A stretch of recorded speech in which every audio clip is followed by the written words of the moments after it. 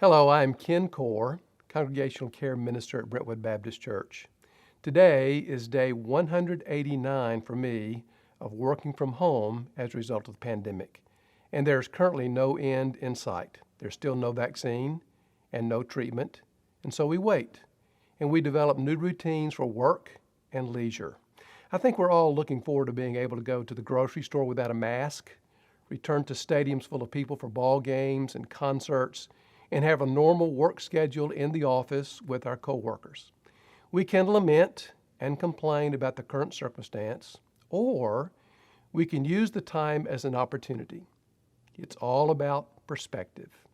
Let me give an example. The year was 1665. A pandemic was ravaging England and Europe. Cambridge University sent their students home to quarantine.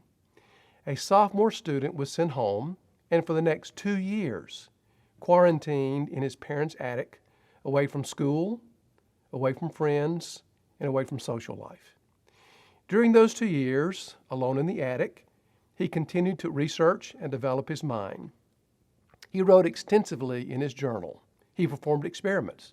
At one point, he drilled a small hole in his roof so that a small beam of sunlight streamed through, and he used prisms to conduct experiments. He wrote out mathematical equations that interested him. He did this for 2 years without any certainty of when the pandemic would end. We now know the pandemic as the bubonic plague, and it killed a quarter of the population of London.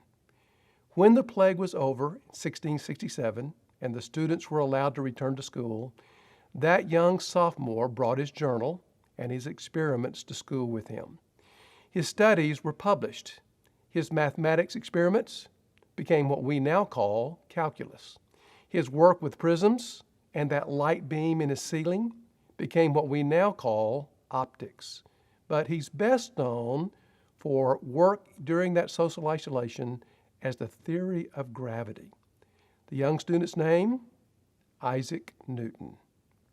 His example inspires me. I have to admit that I often complain about our current circumstances, but his example makes me want to use this time to be creative and to develop myself as much as possible. Maybe, just maybe, this time of social isolation can be a gift. It's all about perspective. This is Ken Core with a mental health moment.